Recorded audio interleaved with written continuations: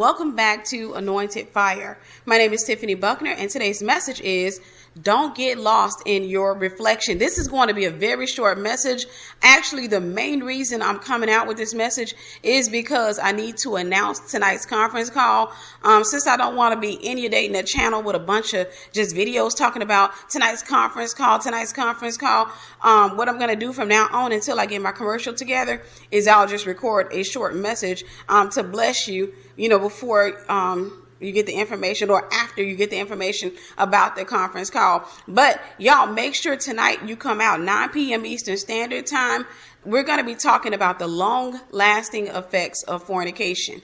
Listen, invite a friend with you tonight if you can. Invite a friend. This is going to bless you. If you can invite more than one friend, invite more than one friend. The call-in credentials are in the information section.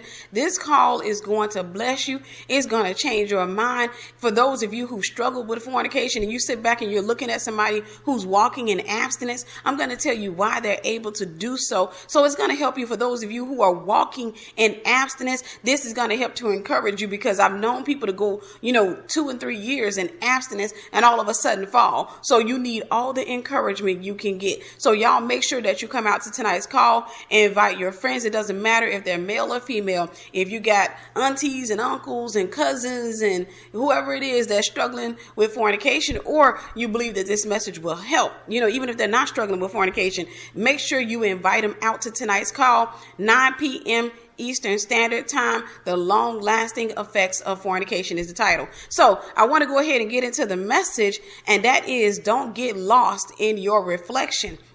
How many times have you walked in front of a mirror and you were crying and you sat back there and you looked at yourself in the mirror and all of a sudden a wave of self-pity hit you? That's because you looked at your reflection and you pitied who you saw. Even though that's you pitied yourself. That is common. How many times have you walked in front of a mirror and you look and all of a sudden you didn't feel pretty that day? Maybe you did your makeup and it didn't come out, so hot, and you're in a hurry. And let's say, for example, you get to work and you go look in the mirror and you don't see yourself as beautiful that day. It's like everything is not looking good, or maybe you're in a rush to leave the house, and every time you're sitting back and you're trying to draw your eyebrow on, or you're trying to do something that it's just not doing right, and you're looking from that point on. That reflection shapes the rest of your day. From that point on, you walk around, you don't feel attractive, so your confidence is very low that day. You kind of avoid people. You may be cranky. You want to leave work early. And it kind of sets the tone for the rest of the day. So you always, have a tendency to see a spiral of events that take place, like you stumping your toe, people cutting you off in traffic. It just seems like a really bad day. And it all started from your reflection. How many times have you looked in the mirror and you saw yourself as beautiful? Everything came together perfectly. Your clothes, your hair, your makeup, everything came together perfectly. And you're feeling beautiful. You're feeling above, and beyond confident. I'm sorry, guys. But I should have turned this Facebook down. But you're feeling above and beyond confident. And you sit back and, from that point on, all throughout the day, you're giving people eye-to-eye contact. You're smiling. You're happy because you feel good about yourself. Your reflection has the power to change your day. Your own reflection has the power to determine how you feel about yourself that day, how you feel about others, how they perceive you that day. If you don't feel beautiful that day, when somebody's standing there talking to you, for example, if it happens to be a handsome guy that you like, you're not going to stand there and flirt with him because you don't feel beautiful that day. If anything, you'll probably drop your head and say, yeah, okay. And you'll send off the wrong vibe. Now, if it happens to be a day where you're feeling beautiful and gorgeous and everything, and he's standing there talking, you'll give him eye-to-eye contact. You'll smile and everything because you like your reflection. You assume he likes what he sees. That's the way that we are as human beings. So a lot of women have come out and started testifying about God's delivering them from human hair or weave. God's been telling them, kind of tone down on the makeup. I've heard those testimonies a lot, especially since I have that testimonial. My testimonial was back in, I think, 2015 or 2014 or 2015. God took me through a stripping process. And what he did was he took me out of human hair altogether. Now, if that's not your testimony, that's not your testimony. I'm not criticizing you. A lot of times you got people who are still, dealing with those things or still doing those things, and they're quick to get caught up thinking, well, you shouldn't have said that because I'm still wearing it. No, preacher got to preach either way. So anyhow, God stripped me of human hair back in 2014 or 2015. And what he did was he had me to do research. He told me to do some research on the hair. And I know y'all may see me coming out wearing hair, but it's never human. It's always synthetic. So I was going through the videos and watching videos about where the hair comes from, and God started dealing with me. This stuff has been sacrificed in a temple, giving homage to another god, is honoring. So they sacrificed this hair to demons, and now you're putting it on your head. Hair sacrificed literally to demons. So it was a stripping process. It was not easy. I'm telling you right now, it wasn't easy, because I had been wearing weave ever since I was probably about 19 or 20 years old. I had been wearing human hair ever since I was 19 or 20 years old. I had experimented with a lot of styles, and I loved having my hair done. I loved, especially if you can find that one girl who is just dynamite when it comes to doing hair. I used to love coming in contact with somebody like that. I would, she would become my beautician or what have you, and I would be faithful going to her, and I knew that she was going to have my hair looking really, really nice. So when God started stripping me, I think it was during the time I was either going through a divorce, I was divorced. And I just remember thinking, how am I supposed to, I think I was divorced by then. But how are these prophecies supposed to come true about Mr. Goddard coming into my life? And here I am, I'm looking this way or I'm looking that way, So I'm going to be honest with you guys. See, what God was doing was he was helping me to see myself the way he sees me, because I saw myself the way Hollywood said I should see myself. So what happened was, during that time, I was doing the synthetic hair, and I just couldn't really get with it. I was trying, and I was, of course, coming across all kinds of stuff that was kinking up on my head. I felt like a matted up dog. I'm going to be honest with you. And then he started taking me out of makeup. Now, he wasn't telling me to get rid of makeup altogether. God was taking me through a process so that I can look at the reflection in the mirror and I can see her as beautiful. Now, once you love her, you can go back and put makeup on her, and God doesn't mind that. And the reason for this is because you're not trying to adorn her because you don't see her as beautiful. See, it's a different thing. A lot of times, if you're dealing with somebody who knows that they're beautiful, I've seen women who are absolutely gorgeous, and for the most part, you won't see them with makeup too much because they're confident. You won't see them with makeup too much. You'll see them with makeup, and when they do have makeup on, they got it really nice. But a lot of times you will see them and they're not wearing makeup, and that's because they don't rely on the makeup to make themselves feel beautiful, because it becomes a codependency, which can easily lead to idolatry. So God was dealing with my heart, because he was trying to basically get me to understand that you don't need this makeup in order to be beautiful. You don't need this makeup in order to attract the man I've assigned to you. You don't need this makeup. I don't need your help. And you definitely don't need this makeup in order for me to love you. You don't need the makeup. I am the master. You are a masterpiece. No masterpiece looks the same. You see a lot of art that looks similar, but no masterpiece looks the same. Of course, when we deal with the natural, we do know that there are twins out there. But if you really look at twins, if you get to know them personally, you'll see the differences. So the thing is, God was taking me through a process, because what he was doing was he was trying to pull me out of my reflection, because I was depending on who I saw in the mirror to get me what I wanted. I was depending on her. I was depending on her to draw the husband. Even though I said, oh, God's going to send my husband. God's going to assign my husband to me. No, in truth, I was depending on the external woman, and God needed to break me out of that, because when depending on the external woman, this is what you do. You'll do your hair one way. You'll put all the makeup on, buy yourself some really nice outfits. You'll go out there, basically you're fishing. You may not realize it. You may not even acknowledge it within your own heart. You're either fishing for a guy or you're fishing for compliments. I was deep in that world, so I know how it worked. No woman can come out and tell me differently. You know, a lot of women are in denial. You know, they'll sit back and say what their denial, or, you know, what they want to say because they're in denial. They'll come out and say, well, I just put it on because I like it, or what have you. You say, okay, you like it, so you think you're beautiful without it? Yes. Okay, so let's go here. We're gonna be doing a lot of sweating. Girl, I ain't finna go out there with no makeup on, or what have you. So that's an indication that you don't like the reflection in the mirror. And there's a reason behind that. And see, this is the thing. God likes to break everything back down to the root. So there's a root behind the reason you look in the mirror and see your reflection and you don't like what you're seeing. There's a root behind that. His name is Satan.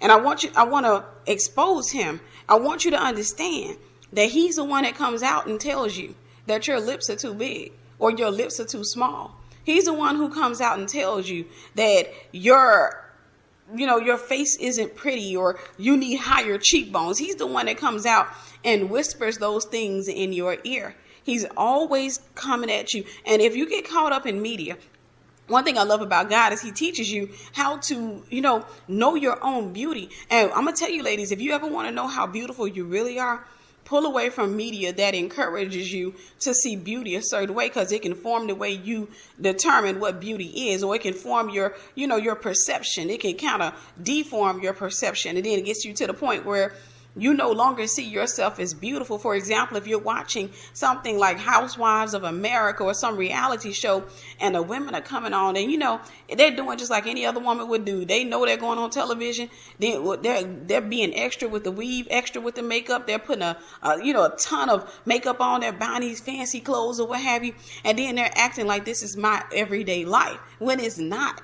That's not their everyday lives. So you can easily get caught up in that and think that, okay, sister girl got a man, so this is what I have to do to get a man. You can easily get caught up in that, and the next thing you know, you're walking around with a long weave and a bunch of makeup on, and the enemy is sitting on your shoulders. If you can see in the spirit, he's sitting on your shoulders telling you, girl, you fine today. You look so good today. He's sitting on your shoulders, and then he has you puffed up, and then when a man looks at you, it builds upon that. What he said, what the enemy said, it serves as confirmation. So you end up relying on all of those things to feel good about yourself.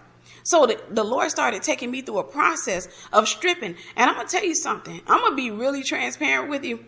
I hated it. I hated that process. I can honestly say I've been through many processes, but that one was one I hated, because I realized that root was really deep in me. That root was very deep when it comes to, wearing makeup and that diva stuff. That stuff was deeply rooted. It wasn't just surface. Some women, like, for example, I can teach this to some women. It's not a big deal because it's not deeply rooted. They're used to walking around the house, pulling their hair back in a ponytail, or going to get their hair flat ironed, or, not even flat ironed, just wearing their natural hair and not doing makeup. So it's not a big deal for them. But whenever you're dealing with a woman, for example, if that's deeply, deeply rooted, then it's a lot harder. It be a lot harder because there's a detoxing process that has to take place, because she got lost in her reflections some time ago. And now she has to find her way back. And she can be in Christ and love the Lord with her whole heart, but she got lost in it. And the reason for this is because the enemy told her a long time ago that she wasn't beautiful as she was, or she wasn't pretty enough. The enemy may have told her, you're pretty, but you could do a lot better. You could look a lot better. So the enemy will have you getting lost. So again, the Lord took me through this stripping process, and I hated every second of it. I remember I was doing my daily walks or what have you, and I was living in Florida. I was doing the daily walks, and it wasn't easy for me, because I can honestly say I was in no ways searching. And this will help some of you who are waiting for your God-appointed husband. You're trying to be patient or what have you. I didn't even feel attractive enough to attract anybody. That's how bad it was for me, because that's how deeply rooted it was for me. It was so deeply rooted in me that I got up and walked every day, and I would walk by a guy and just say, hey, and I kept going, because I felt like I looked like a mess. That's how I felt like I looked like a mess. I felt like my hair is not done. I don't have any or much makeup on. For the most part, I would draw my eyebrows because they don't grow right. But other than that, I just felt like a mess. So I just kept walking or what have you. And I can say it did help me in the single season for a while, because I didn't even try. When it came to guys, I didn't even try. I just felt a mess, because God was taking me through a process. He was taking me through a process of getting me to see myself the way he sees me. He was taking me through a process. So what ended up happening was, as the process continued to play out, the Lord was dealing with me about my hair, makeup. He was dealing with me about a lot of things. And then eventually, one day, I went to the mirror and I looked in the mirror and I said, hey, she's not bad at all. So my confidence suddenly started rising. Not confidence in my own looks, but just understanding that, you know what? I don't need all of this stuff. This is my face. This is how God designed me. My God-appointed husband is going to love me without all this stuff. As a matter of fact, he's going to mostly see me without makeup. I don't want you to think that you're going to get married, for those of you who love to just, wear a lot of makeup. I don't want you to think that when you get married, you're going to want to get up every day and put on makeup. Believe it or not, you're not going to want to do that. You may think that you are. Maybe if you got married in your 20s or, you're real young, you were doing it. But as you start to age, listen, you're not going to feel like that. I'm telling you right now, I don't care how much of a diva you are or how deeply rooted that stuff is. As you begin to age and you start to understand that you don't need that, and your husband expresses love for you as you are, you're going to start seeing that fade away. You're going to start seeing yourself. So you don't want to use that as a mechanism to catch the man. You don't want to use that as a tool to catch, because if you're catching them on your own, then God's not going to aid you in that. God's going to remove his hand from it. Now, am I saying that wearing makeup is a sin? No. What I'm trying to help you to understand is that it's easy to become dependent on makeup. It's easy to become dependent on weave. It's easy to depend on the woman you see in the mirror to attract a man. Now, I understand that men are visual creatures, but do you understand this? When we talk about how men are visual creatures, men aren't so caught up in makeup as women are. As a matter of fact, if you notice that most great men, I want you to look around. Some of the men you admire, most great men don't have diva types. Pay attention.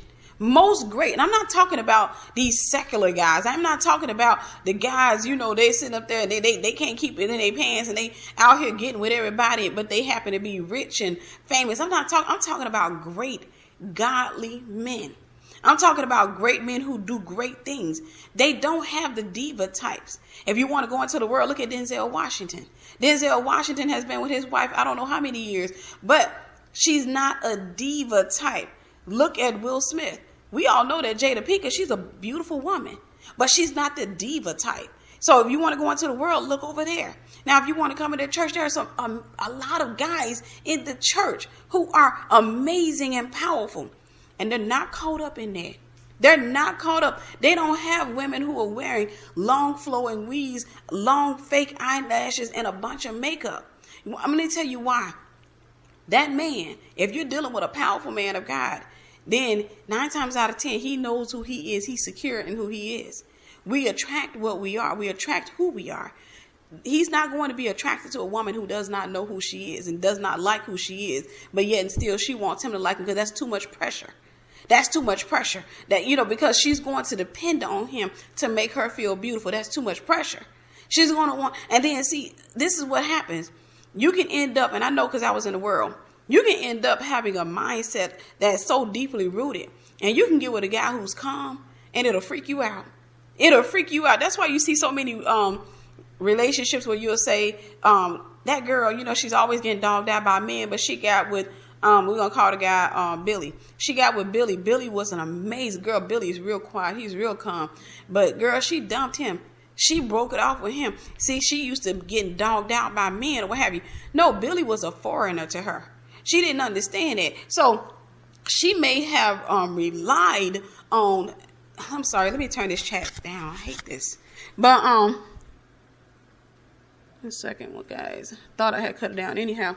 But she may have relied on what those other people are saying. There's an addiction there. There's a root there. But Billy's not feeding her addiction. Billy's not feeding. And I want you to understand, think about a crackhead. And I hate to use that term. We'll just say drug addict. Let's just think about a drug addict. If a drug addict is, she can be with abusive men who curse her out, but as long as they are supplying her drugs, she is good. She'll stick with them. Doesn't matter what they do to her, she will stick with them. As long she'll even go out there, if she's addicted enough, they can even put her out there to sleep with other men, to prostitute herself. So that's the thing. Now, if you take that same drug addict and you put her with Christian Billy, and Billy's an amazing man, and he won't supply that habit, but yet and still he starts building her up, and he says, you are a beautiful woman. God created you. He does not want you on those drugs. What do you think she's going to do to Billy? She going to rob him and dump him. As a matter of fact, the robbery is going to be the equivalent of the dumping. That's going to be her way of saying it's over with now. If he come back and try to get her again, she going to be looking at him like he crazy, and she going to come back in the house and rob his tail again and again and again until Billy comes to understand that she's addicted. So it's the same thing with women. Whenever there's a stronghold, whenever a woman has a stronghold of the mind, she can get with a man, and he can be a decent man, and she won't understand why she's not attracted to him. She'll just be looking like, well, yeah, girl, I do understand he's good. I mean, I get it and everything, but he's just not my type. I'm not attracted to him, because there's an addiction there. There's a stronghold there that she needs to be delivered from. So what I'm trying to get you to understand is this. It's not a sin to wear makeup. It's not even a sin to wear hair. Now, I would advise against human hair, because this is hair sacrificed to demons, and no amount of oil is going to change that. But I would tell you this, and you pray about it. Get and ask the Lord to help you to love yourself. That's when you start becoming a magnet for your God-appointed spouse. Ask the Lord to help you to love yourself and to see you as he sees you. He'll take you through a process. And like I said, when I went through the process, I hated it. I hated it with every dying or every living fiber in me. But you know what? I can honestly say to this day, I'm thankful for that process, because to this day, God has released me. I can wear makeup if I want to wear makeup, but it's not a necessity for me. It's not a big thing for me. It's not a major thing for me. I don't just go put on makeup and say, okay, this is the only time I'm pretty, or this helps me to be prettier. I put on makeup for the most part because, now, when I go out on everyday life, I don't put on makeup, honestly. I really don't put on much of anything. When I go out, like I'm about to head out now, I don't put on much of anything. But if I'm going to do a presentation, I may put it on. And, we all know that when it comes to presentations, that's just a thing that we do regardless of how you feel about yourself. You have a tendency to put on makeup or what have you. But that's it. I'm not caught up in the makeup. I'm not, my husband is not going to wake up to me with a full face of makeup and, my hair pinned down to my head real tight to make sure that it don't fall off. He's not going to wake up to that. He's going to wake up to the real me, because he's going to live with the real me for the rest of his life, for the rest of my life. That's just the way it is. So he's going to get to know me just like I'm going to get to know him. He's not going to be walking around with eyeliner on. And if he did, I would get rid of him. I don't want no man who is metrosexual or even worse. So the point is, people of God, don't get lost in your reflection. Don't let your reflection determine who you're going to get, what type of man you're going to get, what level the man's going to be on. Don't let your reflection determine it. What I love, I think it was about the 90s or the change of the 20th century, the change of the 21st century, guys. I think it was then that we saw a lot of, for example, heavyset women that came out with this major confidence. And, it was a beautiful thing, because we came up in a society who said to heavyset women, you're not attractive to us or what have you. Then you had TV, you had stars that suddenly started rising, and they had this really good confidence. Now, first and foremost, I do say this, we do need to get healthy. It doesn't matter where you are when it comes to your weight. You need to get healthy and stay healthy. I'm not encouraging heavy women to stay heavy. I got to make sure I put that out there. But I am saying this, is that a lot of times people are shunning the ideas of traditional beauty and just accepting themselves as they are. They're learning to look in the mirror and say, you know what, if you don't like me, you're not assigned to my life anyhow. If you don't want me, you're not assigned to my life anyhow. Y'all forgive me for all these sounds going on in the background. I'm actually washing clothes. But you're not assigned to my life anyhow. So that's the message that a lot of women are giving out. And I love seeing women. And I'm going to tell you something. Ladies, I see this a lot with worldly women. You're seeing this big movement of women walking around with their natural hair. And I tell you, they have little to no makeup on, and they are absolutely gorgeous. And I'm going to tell you something. They have no lack of attention. And the reason for that is because men are attracted, hear me when I say this, to confidence. They're not so much attracted to fake confidence. They're attracted to confidence. I often tell people this story, especially people who know me personally. I often tell people this story when I was in the world. I had this overwhelming confidence. And it wasn't in the right things, but I had confidence nonetheless. And I had all these friends, and we would all go out. And they had what was called traditional beauty. A lot of them they were gorgeous. Every last one of them were gorgeous in their own rights. But I remember, going out with these girls, and some of them were fair skinned, long hair. They were what was called the gorgeous at that time. But I can honestly say I never ever saw one day where they got more attention than I did. It could be equal some days or what have you, but for the most part, I never saw a day where they got more attention. And I remember one of my friends would always say to me, "Girl, you be pulling them fine guys. I don't know what are you doing?" But the thing was, I had confidence. See, I understood, even though, my confidence was misplaced, I still had confidence nonetheless. I understood that, hey, listen, I can stand here next to this girl and 3 guys walk up. Every guy's going to have a preference. I understood that in the world. Every man is going to have his own preference. If he prefers her, I don't want him coming to me anyhow. Because then I got to worry about me, dating him and he, constantly looking at her. This isn't a how to get a man message, guys, so I don't want y'all to get caught up in this. But I am telling you is that when it comes to the God-appointed husband, you can't treat him like a man.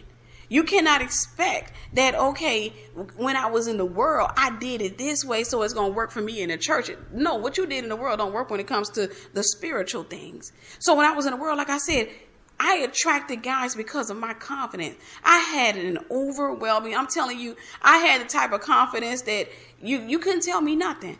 I didn't feel like I was less than anybody. I looked at every one of my friends the same way. I looked at them all like, she's pretty, she's pretty, she's pretty, she's pretty.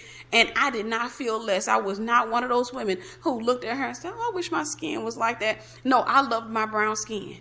I loved my brown skin because I came to understand that men came in different colors. And, one thing we understood too, especially those of us, who went through the different stages and dating or what have you, you come to understand, for example, I say in the African American community, one understanding that I had was, for example, my color, I tended to attract fair-skinned men. Light-skinned men, as you say. I had a tendency to attract fair-skinned men or brown-skinned men or caramel-colored or what have you.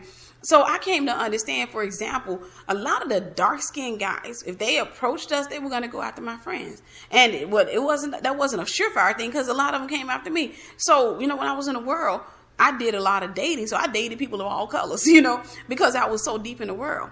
But I came to understand now that I am assigned to one guy. I'm assigned to one guy. And guess what? I'm not going to always look the same. I'm going to age. So I don't want to get caught up in the reflection, because when the reflection starts to change, I don't want to be sitting back going through depression, because a lot of women do that. I don't want to go through depression and sadness and constantly keep going there and talking to my husband and saying, "Do you still love me? Do you still want me?" You're going to age. For those of you who, are able to have children, you're going to start having children. With your husband, you're going to start having children, and that may change. You may start gaining weight. Things change. So you don't ever want to get so caught up in your reflection. Y'all hear me? That you become like those women on the television, these rich women. You get so caught up in your reflection that age traumatizes you to the point where you take well-earned money that could have been used to buy land and property, start schools, and help people, and you cut your face up with it, trying to get your youth back. You don't ever want, because if you're obsessed with your face today, that's what's going to happen to you. You're going to get in that mirror, and every time you see wrinkles and crow's feet and stuff like that, you're going to be ready to cut it off. If you can't stretch it out, you're going to try to cut it off. You're going to be going out here paying tens and thousands of dollars or hundreds of thousands of dollars trying to look the way you once looked when you were young. I thank God something happened to me when I was a young woman. I saw, it was a popular singer at that time. I saw her sitting on a panel or something. I was watching television. She was sitting on this panel, and she had smile lines around her lips. And I remember looking at her and thinking, that is so pretty. I remember looking at her, and I learned to see the beauty in the dents. I learned to see the beauty in the smile lines and stuff like that. Now, I'm not going to say I see beauty in bags yet. I'm just not there yet. So eventually I may see that. So I start getting bags. I can honestly say I would probably be looking for creams and stuff like that. But what I'm trying to get you to understand is this. Your reflection is not who you are. It's not who God designed you to be. That's just your outside. God designed you, and he put the reflection on you that he did, but that's not who you are. He doesn't want you to go out and stand there and depend on your looks for a man to come to you. Don't depend on that. If you get caught up in depending on that, what's going to happen is you'll get hurt when he walks away, and then you'll find something wrong with yourself. I know when I was in the world, I'll give you this quick testimony before I close. When I was in the world, I used to depend so much on my reflection. I used to go to the mall, and I would walk around the mall or what have you by myself or with my friends. And, especially certain days when the mall would have a lot of young guys in it or what have you, I would walk around the mall. And I remember if I walked by a group of guys and they didn't look at me, I literally used to go to a bathroom, and it was Magray's store. I used to go to the bathroom, and I would stand in the mirror and try to fix my face. I felt like something was wrong with my face. I would check out the clothes I was wearing. I would try to figure out what was wrong because I depended on that girl. I ended up getting married in that state of mind. I was out the world by then, but I was still in the world pretty much. I hadn't had a change in mind. I was still new to Christ. But I got married in that state of mind. And what ended up happening was he met me wearing weave and brown contact lenses and a lot of makeup. That's how he met me. So I felt the need to maintain that. I felt the need to play that part the entire time. I was afraid that if he saw me for who I was, that he wouldn't like me. Now, see, that's a bad thing to say, that you're with somebody and you're afraid they won't like you as you are. That was really how I felt. So here it was. I was actually not married to him. I was still in the world, like I said, and I shacked up with him for 2 years. And for those 2 years, I think probably about a year or 2 years, the entire 2 years, he never saw my hair. He never got a chance to see my human hair. He always saw me like, I wouldn't even let him see me taking the hair out of my head. I would go to the beautician and let the beautician take it out. Or if I just had to take it out, beforehand, or I was trying to save money, I would wait till he was at work and I knew he wasn't going to come home, and I would take it out. I was arranging my days around him not seeing me for who I really was. I was actually setting, when it came to contact lenses, I was sitting back, and now my contacts have medicine, because I'm supposed to be wearing glasses. But now I wear clear contacts. But back then I wore a color contact because he met me wearing colored contacts. Do you know I was afraid to take the contacts off? I was afraid, and that was how messed up I was. I was afraid to take them off because I relied on them. I depended on these things for beauty. So what I did was I would sit there, like if I didn't have money to get more contacts, like if my contact prescription ran out, it was time for me to go get more contacts or something like that, I would sit there with the same old contact in my eye, blinking, and that stuff it's messed up contact moving all around, eye irritated. I would hold that thing in until I got the money to go and get me some more contacts. That's how messed up I was. I would sit back. Now, when it came to makeup, I would jump up every morning and put makeup on. I can honestly say that I wasn't too obsessed with it because eventually he kept complaining about it. He kept saying, why do you keep putting all that stuff on your face? Why do you keep putting all that stuff on your face? So eventually I kind of started coming out of it, and I realized that I didn't need it with him. And I realized too, it's the same with most men, if not all. You don't need makeup with men. They will sit back and tell you to take it off in a heartbeat. Most men will sit back and keep asking you, why do you keep putting that stuff on your face? Especially if y'all about to go somewhere. When you get married, for those of you who've never been married, if you get married and you're getting ready and you're up in there putting all that stuff on your face, and the guy's like, let's just go. He looks at you like this. You are beautiful as you are. Why are you doing it? So when he's saying that, he's not showing insecurity. For the most part, he's saying, you're pretty. I don't understand. Why are you doing that? I don't get it. We've all seen, for example, we'll see a gorgeous woman and she'll jack her face up with makeup. And you look at her and she didn't do her makeup right or what have you, or she just, the makeup is not helping her, it's hurting her. You've seen women like this. We've all seen women like that, and we've all questioned within our heads, why does she do that to herself? Why is she putting that on her face? What in the world is there in her ear telling her that she's not pretty? Because she's gorgeous. She's actually gorgeous. So why is she doing that? You come to understand that there is an external force that's speaking to her. There is something speaking to her because she's pretty as she is. So it's the same thing when a man comes to you and he says, why do you keep doing it? He's genuinely curious. He wants to know, what is it that you're hearing? What's going on that's making you feel like you need to do this? Why are you sitting here and you're trying to do the eyebrows too much, and they're too much. You got too much. It's too black. It's arched all over the place. It's just arched all over the top of your forehead and what have you. And why are you sitting back here doing all this on your eyes? Why? He's curious. He genuinely wants to know, because he sees you as beautiful as you are. He genuinely wants to know. So that's the thing, ladies. Don't get lost in your reflection, and guys, don't get lost in your reflection. I know guys don't do makeup, because it's just guys. If you're straight, you're not going to put no makeup on your face, but this is mainly for the women. Don't get lost in your reflection. Don't look in the mirror and say, I'm not pretty, or I'm okay, or she's prettier than me. When I was in the world, this is the thing I tell you, I never looked at my friends and said she's prettier than me. That's why I didn't wrestle with jealousy. Jealousy usually comes in whenever you feel low about yourself. When you feel low, I didn't wrestle with jealousy because I didn't feel low about myself. Honestly, I felt highly about myself, about the character I created anyhow. I felt good about her. So I didn't feel low. So I didn't go through the whole competition thing. As a matter of fact, if any of my friends showed jealousy toward any one of us, or, if I saw jealousy, I was the one who came and called that crap out. I couldn't stand it. I'm like, why you acting like that? Well, okay, so why you don't like her? I didn't like that. I hated jealousy because it made no sense to me. And the reason is because I had eyes to see. I can look over at her and think, you're pretty. Or even say it out loud, you're pretty as you are. You're gorgeous. What in the world are you mad at her for? I don't get it. Okay, she's pretty too, but what are you mad at her for? It makes no sense to me. It makes no sense. Because guess what? When you walk into a building, you can't be the one getting all the attention. It just don't work that way. So why are you mad? I need to be the only light-skinned woman in here, and she light-skinned. I used to see that when I was in the world amongst my friends. I had a lot of friends. Like I said, my friends were actually different colors, but most of them were fair-skinned. But I used to see that. They finally kind of adapted to each other, but they were kind of competitive toward other fair-skinned women. They were really competitive. If they saw another fair-skinned woman, you come around, you try to invite her to a party and stuff, they couldn't get their eyes off of her. And I didn't understand it. And I came to understand that people have a tendency to be territorial when it comes to whatever they determine is their strength.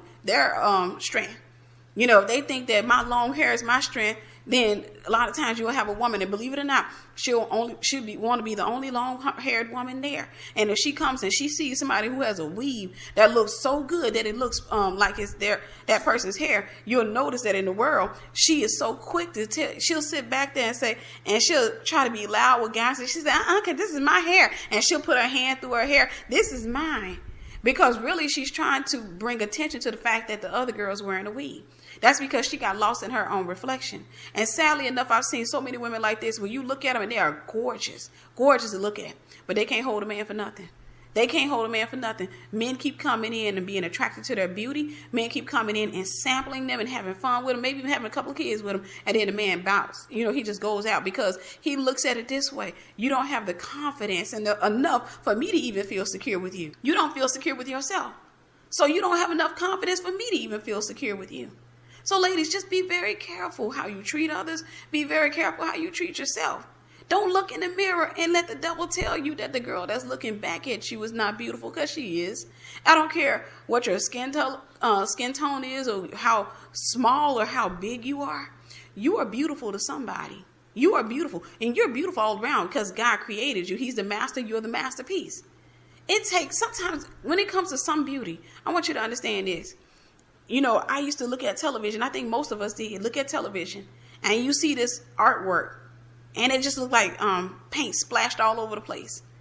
And some millionaire come and buy it, and it would sell for millions of dollars. And you sitting there like, I could have did that. I mean, you're going to pay me $1 million to come and just make a mess. I would be happy to come and make a mess. But the reality is, I've come to understand that was a message in that painting. There was a uniqueness about that painting. There was something about that painting that spoke to that man. So even though most people couldn't see his beauty, he could. And he saw it as valuable, so he was willing to invest. He was willing to go in and pay the highest dollar amount. I've also seen paintings that were absolutely gorgeous to me. They made sense. You could see the pictures. You knew what it meant. It was just gorgeous. And them things were selling for $14.99. And they were in just about everybody's living room. They were common. So I came to understand that sometimes, ladies, beauty isn't what we determine is beautiful. If you get caught up in that, you can't become that expensive painting. You become that woman who's too busy trying to look like the expensive painting, but never able to get there because you have to do what makes sense to you. So when you have a traditional painter, they got to see the picture. They got to do what makes sense to them. But when you see a painter who can just sit there and be confident enough, to make a mess, and know that mess is valuable, and then turn around and take that mess and put a $5 million price tag on it, and that thing sells, that tells you that painter knows something that the painter that's selling his work, his beautiful work for $14.99 don't understand. So I'm not coming out criticizing anybody wearing makeup and weave. I'm not telling you to take the weave off and take your makeup off because your husband ain't going to come like that. That is not what I'm saying. I don't want anybody to get caught up in that because I know, like I said, sometimes this thing is deeply, deeply, deeply rooted. And I can tell from each message that I release, there are some strongholds that are so deeply rooted that it's hard for a woman to receive because she has to go through several deliverances and get a new heart and a new mind. She got to go through a process because it was a process to get you strong into that stronghold. It's a process to get you out. If I drive you over to, for example, 5 hours away to another state, it's going to take 5 hours to get you back. Now, here's the thing. This is the great thing about deliverance. It doesn't take the same amount of time, but it does take the same process. You got to pull those layers back. And it is the time that it takes depends on how willing you are and how submitted you are to the process. So ladies, don't get caught up in your reflection. And like I said, I want to make sure I put this disclaimer up there before anybody comes and they're already growling and I'm going to wear my weave and my makeup and I don't care what you say. And I'm beautiful as I am and go to popping the neck and chewing the gum real hard. No, listen up what I'm saying. Not saying that you're not beautiful. I'm saying don't depend on those things. And if you find that you are depending on those things, what you need to ask God to do, help you to see you as he sees you. Because if you get into the place where in the beauty that he sees is beautiful, you'll attract your God-appointed husband for those of you who are single. You'll find the peace that you've been looking for those of you who are not single. You'll be able to walk in confidence and stuff. And I'm going to tell you, it is such an attractive thing. There's a confidence that you will exude. And it's such an attractive thing that you will find that people are drawn to you. People will be drawn to you. And they will sit back and when you hear them talking about you, they'll say, she's a real pretty woman. Even though you may be wearing makeup or you may not. One thing I've learned about God is that he'll take that, when it comes to makeup, he strip you of this thing of dependency and thinking that you need it. When it comes to weave, he'll strip you of that. And then once he strips you of it, he'll allow you to go back and do the makeup and the weave. And I'm going to tell you, it changes your mind about it. Because you'll be looking at it like, okay, I don't really need it. Okay, just throw some eyebrows up here. Let me do this right quick or what have you. It's not a big thing. And I tell you the truth.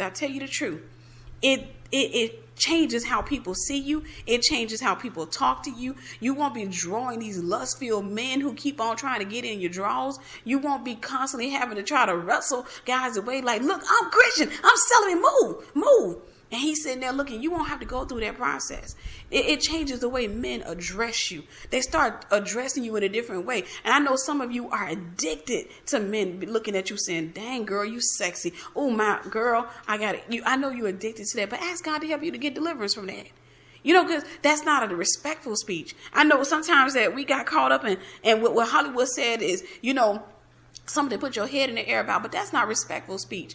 That's the man saying, you are nothing but an object to me. I'm going to do a teaching real soon on the objectification of women. I want you to understand what the word object means. Sometimes some men see you as nothing but an object. You are the equivalent of a talking blow-up doll. You have no value to him other than whatever it is he feels like he needs to pay to get with you. And it's easy to become an object for the wrong man. You become nothing but an object designed to satisfy him, to make him look good where he's going. You don't want to be there. I know it may look good when Hollywood shows this man, this millionaire walking into the building with this beautiful woman on his hands and what have you, and she's gorgeous and everybody looks at her, but she's nothing but an object to him. Half of the time he probably won't even realize her name or even try to remember her name. Do you know that with this type of woman, he will use her as an object, not caring about her feelings?